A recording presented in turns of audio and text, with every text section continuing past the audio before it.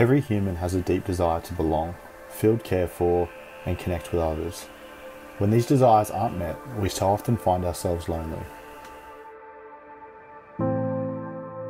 Young adults are often painted as the most socially active group. However, recent research has demonstrated that young adults aged 18 to 25 are significantly more lonely than older people.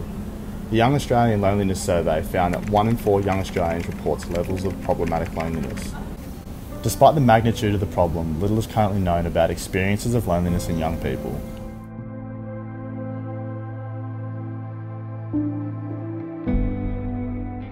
This project provided UnitingCare with information around how young adults experience and understand loneliness. To do this, we've asked 2 research questions. How do young people describe their experiences of loneliness? And what supports are or would be most beneficial in alleviating loneliness among young people and improve their well-being? To address these questions, we collected in-depth data which helped us to understand the experiences and knowledge of young adults, in addition to some statistical data to get a more zoomed-out view of the issue. We didn't want to assume anything, so we asked broad questions and concluded what we observed.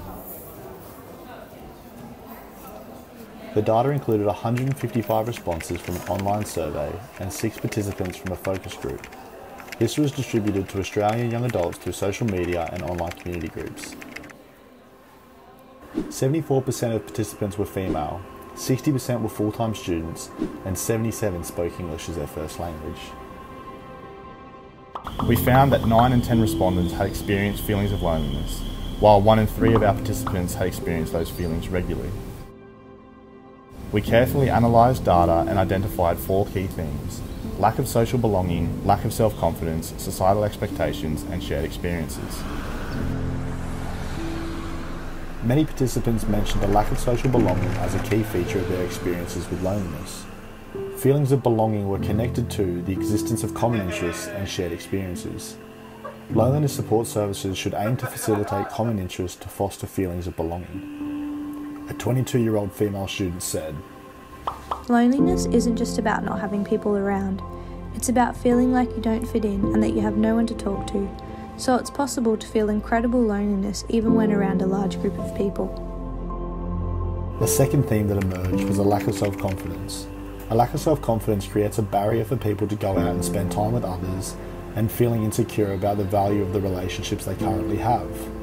A university student said, "I think when I felt the most lonely is when I feel really anxious about asking anyone to do anything, because it's your internal monologue that stops you from putting yourself out there. And so that is a huge barrier for me. I think those internal voices can sometimes self-sabotage the connections we make." This can create a loneliness cycle where self-confidence can result in feeling lonely, and loneliness can then result in lower levels of self-confidence. This must be targeted by support services to stop the loneliness cycle, which will continue to compound if a lack of self-confidence is not alleviated. Using support services to target this dilemma will allow the people to gain the confidence to socialise and meet new people, opening up the possibility of forming meaningful connections. Societal expectations are another key theme which stigmatises loneliness, including the expectations to not feel lonely, to fit in the box, and for real-life relationships to look like the edited and unrealistic relationships seen on social media. It is crucial that these unrealistic societal expectations are intentionally identified and challenged. The final theme emerging in our research was shared experiences. Rather than recommending more formal services, most participants noted the importance of people coming together around an activity in an informal context.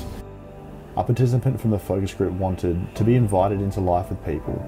Survey participants likewise suggested group activities, hobbies, regular things like going for walks, cooking together so that people could make meals and eat together.